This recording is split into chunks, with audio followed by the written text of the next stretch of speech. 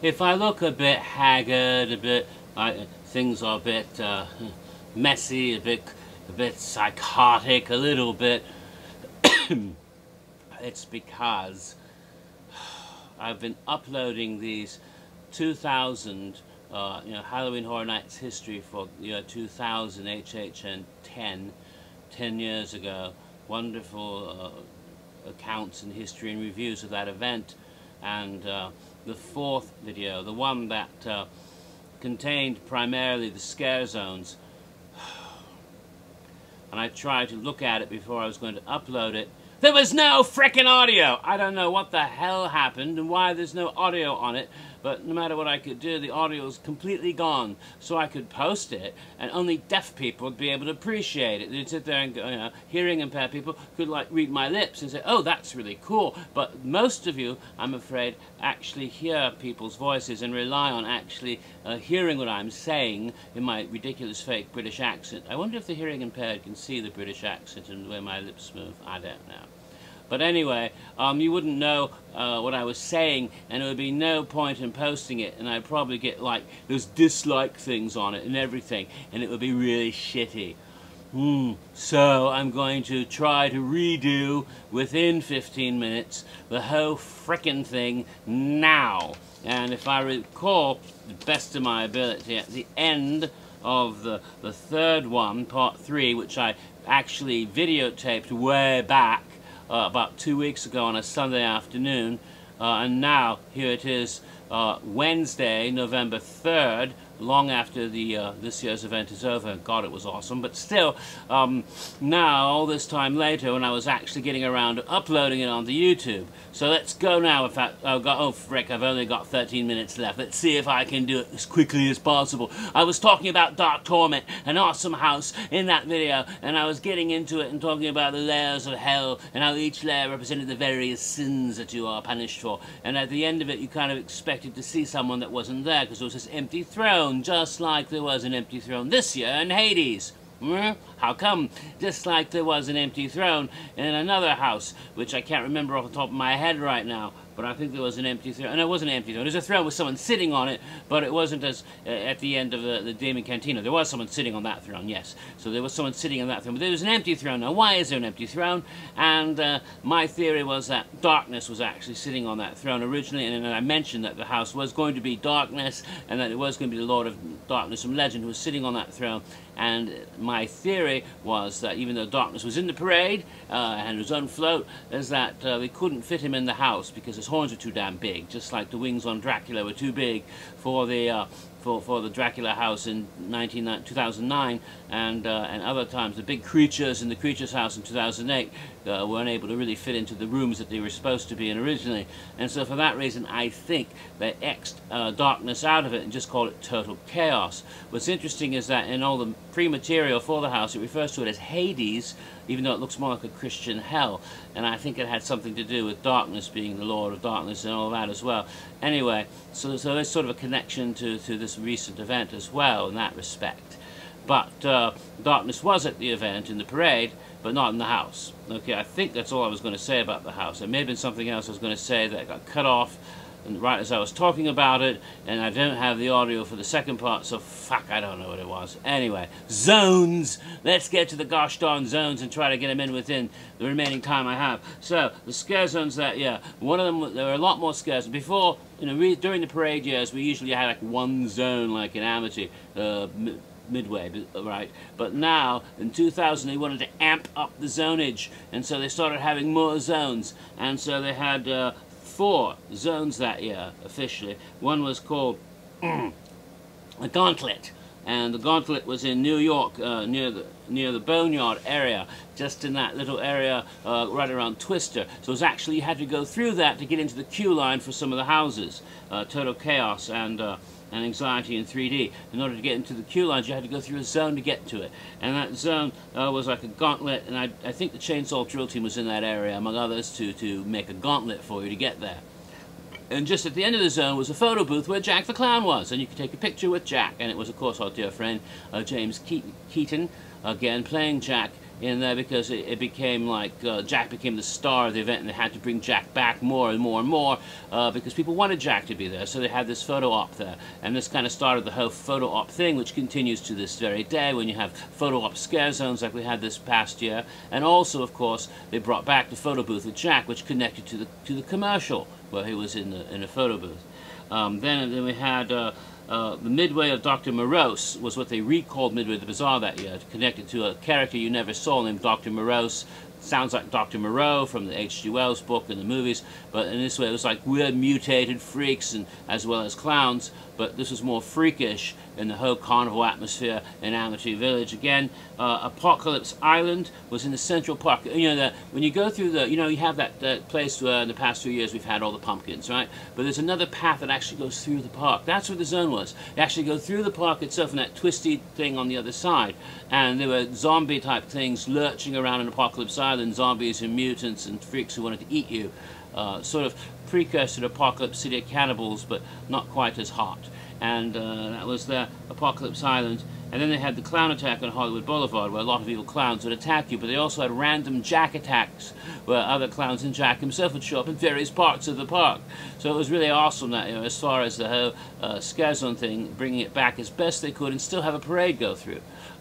Since the parade did go through Hollywood Boulevard and New York area, they actually had to have the scare zones disappear for a while for the parade and then come back into those areas. But they only used small portions of each area in order to accommodate that. There I managed that. Very good. I probably don't have all the details that I originally had in the other video, but that's okay. There's one more thing. There was not really a scare zone, not really a house, but sort of in between, sort of strange thing, because this year was when they started to do what they used to do way back in '93, I think '92, when they tried to incorporate the rides and attractions into the event. And they did that this year too, because they wanted you to never be free. You would go on a ride, and the ride, you know, you're safe because you're no longer, but no, not this year. When you're on the ride, you're still at Halloween Horror Nights, and something could happen and Jack could pop out, like he did in the Earthquake ride, which became a part of a haunted house. But he also appeared, as I'll mention in Bloody Waters in the next video. That part still exists. But one of the most awesome ways they incorporated an attraction into the event that year was King Kong, Confrontation.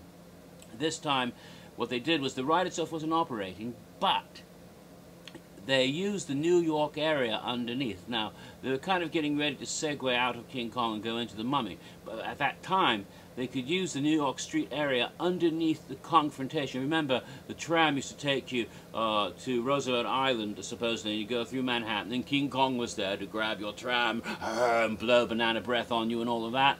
But underneath you would see this marvelous set of New York and streets and things, and that's where you were, on the ground, on the sets, under the ride, and you could actually walk through these streets and horrible characters would attack you.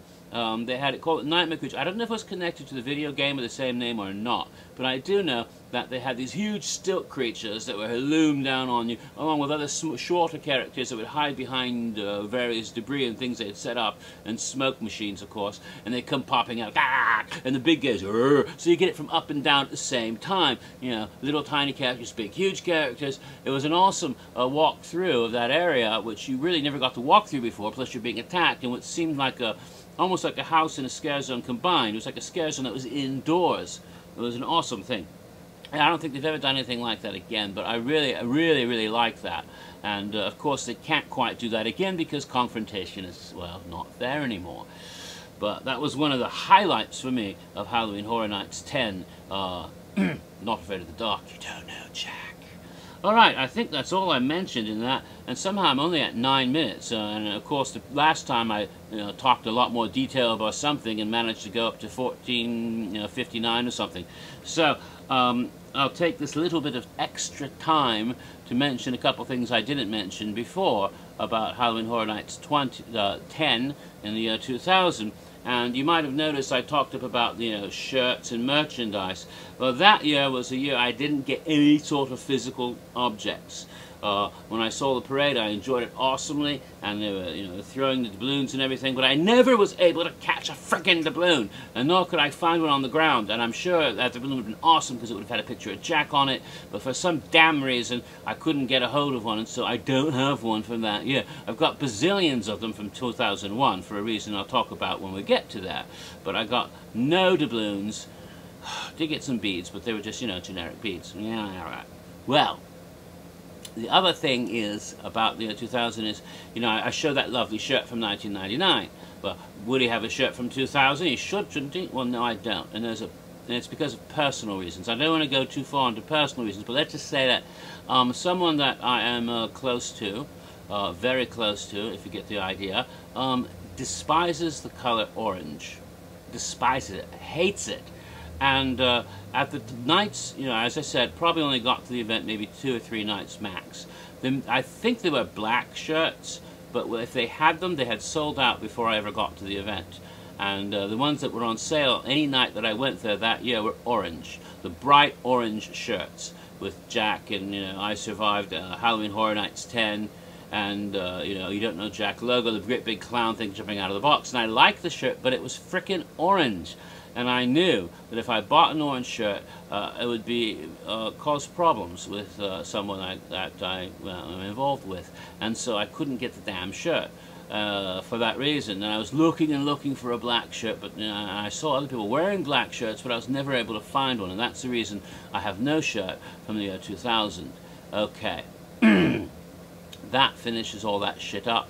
Amazingly, I've got all this finished up in time. I'm looking to see here on the notes that I wrote earlier if there was anything here that I missed. But everything that I mentioned in the previous video and in the following video, I don't see anything else. So I guess that's it. I must have said some other shit because I had a whole big freaking video that was 15 minutes and 6 seconds long. I can still see the, you know, I can see it, but I can't hear it. So hopefully this one will be a good substitute, and I hope you enjoy it. And I'll get this up on the YouTube quickly, I hope, and then hopefully, and then of course I'll do the last one that is also I did the same day. It's 15 minutes and 14 seconds long, and I hope YouTube allows me to post that. Otherwise, I'll have to redo that one, and I hope not. So hopefully all of these will be up before the end of the week, and then I can continue with Halloween Horror Nights history, going on through the 2001 and all the way up to Halloween Horror Nights 20 this year, because the damn event is over and now it's history. And then after I finish all of those, maybe I'll start putting up some sort of speculation type videos about Halloween Horror Nights 21. A bit early for that, I think, but God help me, I'm sure that people are already getting ready to put up their ideas on what we're going to see next year. So, that's it. Hope you enjoyed this one, and go on and watch part 5, which I actually made earlier. Yeah.